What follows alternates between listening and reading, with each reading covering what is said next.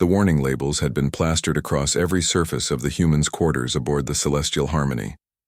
Fragile species, handle with care, delicate bone structure, weak cardiovascular system, prone to injury. Lieutenant Zexithera of the Korthani Defense Fleet had read them all, her 4 eyes scanning the bright yellow warnings with growing confusion.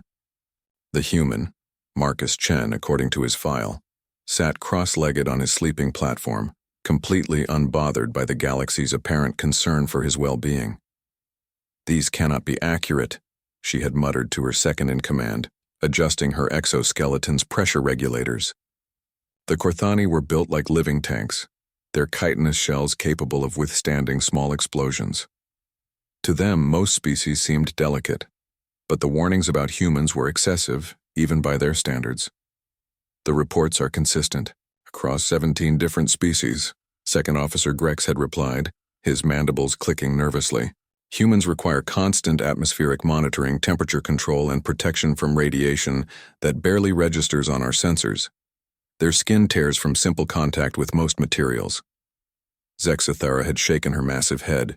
She commanded a ship with crew members from 43 different worlds, and she'd never seen precautionary measures this extensive for any species, not even the crystalline Vorthak, who literally shattered if the ship's harmonics hit the wrong frequency. The human had joined their deep space exploration mission 3 cycles ago, part of humanity's first major venture into this sector of the galaxy. He was supposedly their specialist in extreme environment survival, though Zexithara couldn't fathom how such a fragile creature could survive anything more extreme than a gentle breeze. Marcus was smaller than most of her crew, standing barely chest-high to a Korthani. His skin looked paper-thin, stretched over bones that seemed impossibly delicate. No natural armor, no redundant organs, no backup nervous systems. He was a walking contradiction.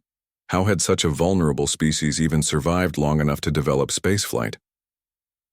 That question was answered on day 847 of their mission. The distress beacon had come from the abandoned research station on Kepler 442c, a dead world orbiting a dying star. Standard protocol demanded they investigate. What they found there defied every law of xenobiology Zexithara had ever learned. The research team's logs told a story of hubris and horror. They had been experimenting with genetic manipulation, trying to create the perfect living weapon by combining DNA from the galaxy's most dangerous predators. The project had been abandoned when their creation proved too dangerous to contain. But something had gone wrong with the containment protocols. The creature that stalked the station's corridors was 20 feet of pure nightmare, part Andromedan razor cat, part vegan acid spitter, part something else that defied classification. Its roar could shatter metal plating. Its claws could cut through starship hulls, and its hide was tough enough to laugh off plasma cannon fire. It had already killed 3 of Zexithara's finest warriors before they even understood what they were facing. "Fall back," she ordered, her voice booming through the comm system. "All units retreat to the ship." The evacuation was chaos. The creature moved through the station like death incarnate, hunting down anything that moved. Crew members fled in terror as blast doors were shredded like tissue paper. Emergency lighting painted everything in hellish red as the monster's roars echoed through the corridors. Zexithara was the last to reach the shuttle bay, her heavy boots thundering against the deck plating. Her squad was already aboard, all except, "Where's the human?" "Unknown, Commander. We lost contact with him when Section C collapsed." Zexithara felt her primary stomach clench. The fragile little creature was still somewhere in that nightmare maze, probably already dead. She began calculating how to explain the loss to the human colonial authority when the station's lights suddenly went out. Emergency power kicked in a moment later, bathing everything in weak amber light. That's when they heard it.